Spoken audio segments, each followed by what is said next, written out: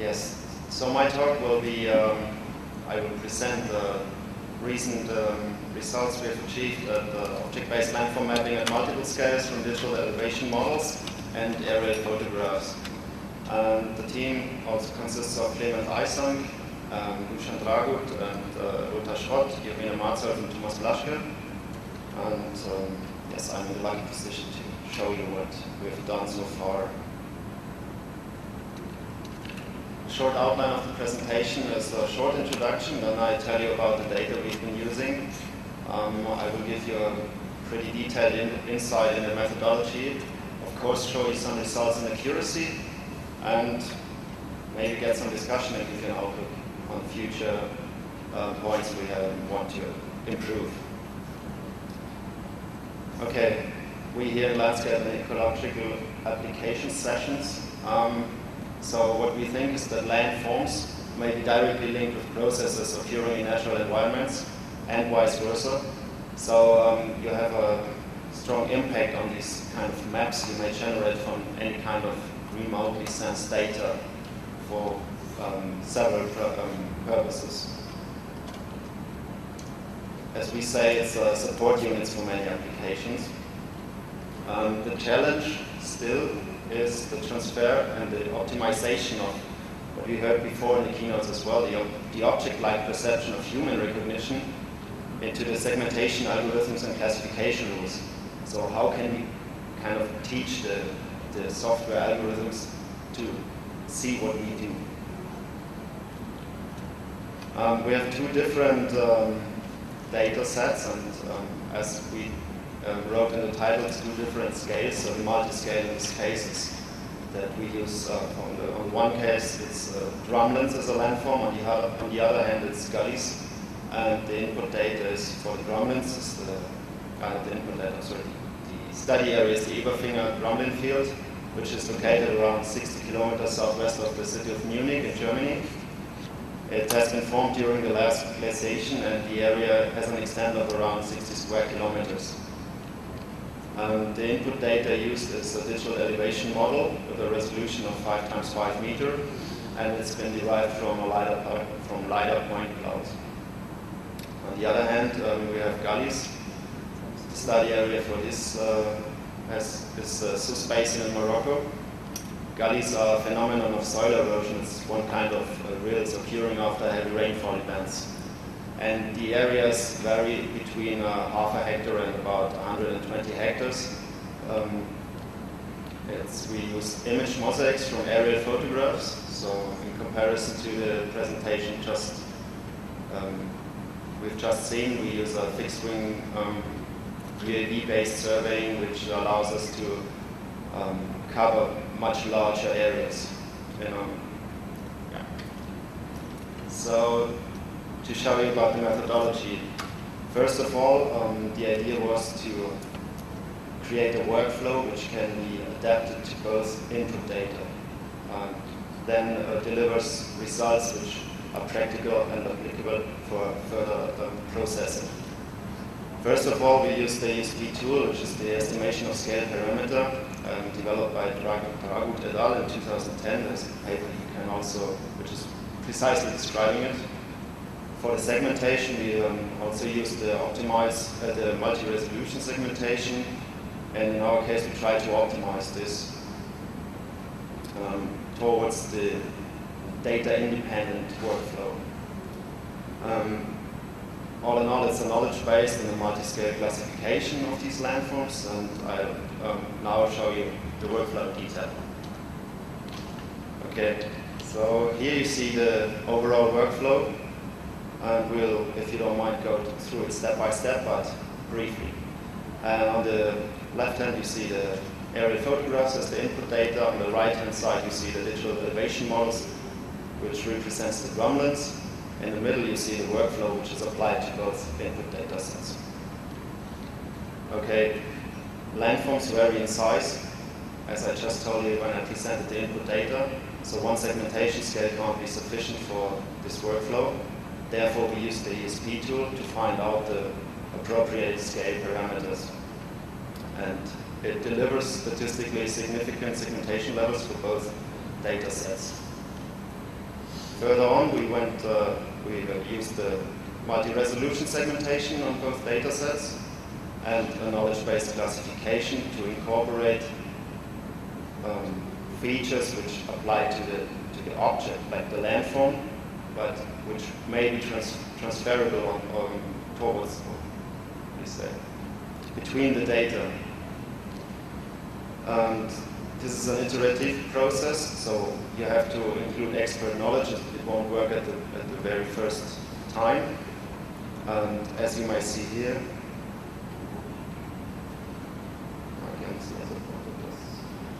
I'm sorry, I have no laser pointer.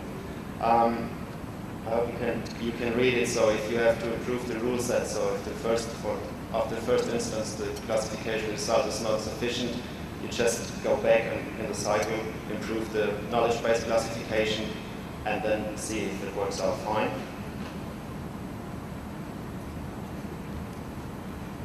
And to show you what we did with the data, we get one more step further into detail now.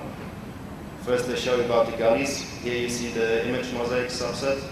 It shows you two main gully rills in the left side and in the right part, and you also see some side effects of the rills which occur. We build a custom ratio for this so that we have to be independent of the spectral information which is implemented in the data, because lighting situations may differentiate the data for each data set you operate. So as you can see, it's quite homogeneous. There's very little vegetation which is not being taken much into account, and the surface is very much sandy and very homogeneous in spectral information. So what we use is the border contrast, and it's two features you can find in the software which has been mentioned already, from eCognition. And if you build a custom ratio from it, you can take advantage of the shadowing which occurs, and therefore is independent of the spectral information. And you may now see already the gully rills occurring in the brighter areas, whereas the surrounding environments are in the really dark values. So, as I said, it's the isolation of the gully rill borders. So we have an edge detection and an edge contrast. And further on, the aspects of geometry and polygon shape are used, so you can take advantage of the rills and their shape and their ratio of length to width, for example. And further on, in this case, the independence of the location is necessary. So we investigate several gully sites, so we want to be able to transfer this towards other gully sites, so we must be aware of not taking into account aspects which are specific for one certain location. Alright, so the drumlins, here you see the DEM on the left-hand side. It's a resolution of 5.5 meters, as I mentioned before. And the second image on the right is a relative elevation layer. It has been processed after the residual relief separation for the visual interpretation of the drumlin outlines, which is an approach after Hillier and Smith from 2008. The values range from 1 to 0, so it's a grayscale value, and high values may be associated with drumlins. So you can already see some. If you compare the two images, you see these matchings in the brighter objects in the left and the right hand side. There's for the drumlins, there's as well as for the gullies, there's the need for this expert knowledge I mentioned before in the workflow, which has to be incorporated. And here we present a short summary, let's say, or a short list of different definitions of what is a drumlin.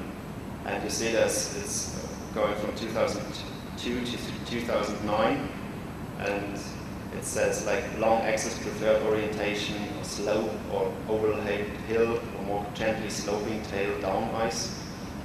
there's no standard yet, therefore there's the approach to come from this conceptual knowledge to this operational side and fit it in a transferable workflow.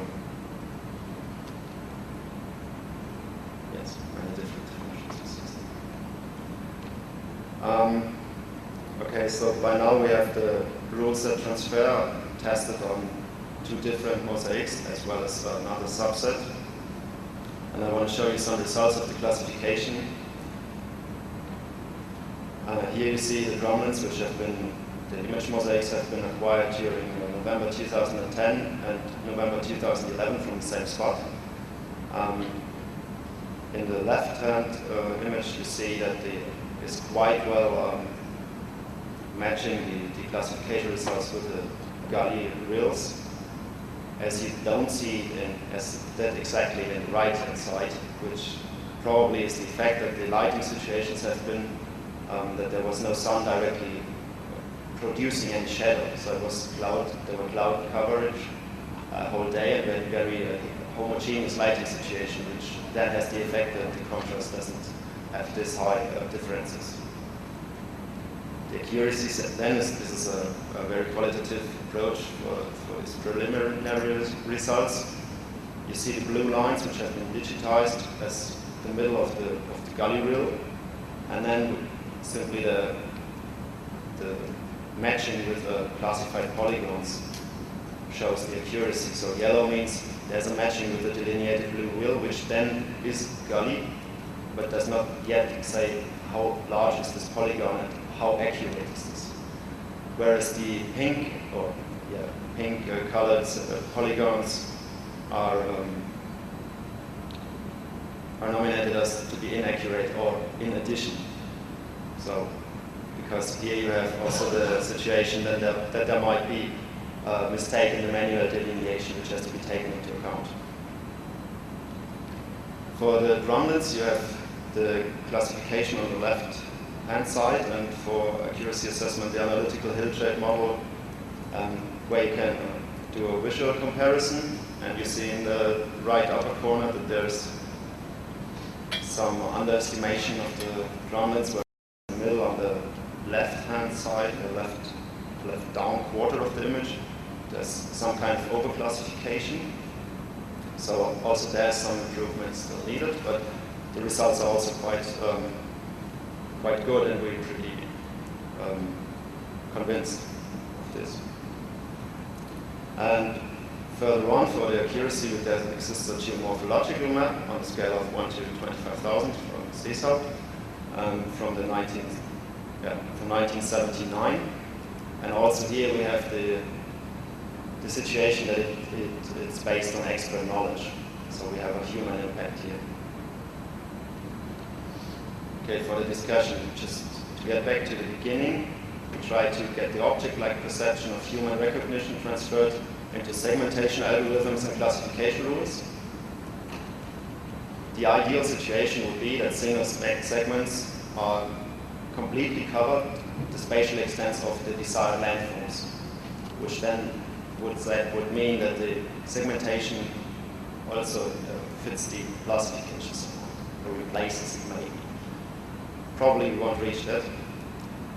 We have good results for both data types and spatial resolutions. The optical data we have, there's the heterogeneity of image contrast values dependent on lighting situation, as I mentioned before. The terrain data is comparable data sets because they have similar spatial resolution, and we do not have these contrast problems or issues. So it's a promising approach for landform classification, and we still need this expert knowledge to be incorporated to improve the classification. Short outlook, the optimization of segmentation, there's the approach to do a class-specific application of the ESP tool, the computation of the relative DEM, which is filtered, has also to be optimized. And for the validation of the input data, there's the collection of field reference data necessary, and also feedback of experts. Thank you very much so far, and let me have some questions now.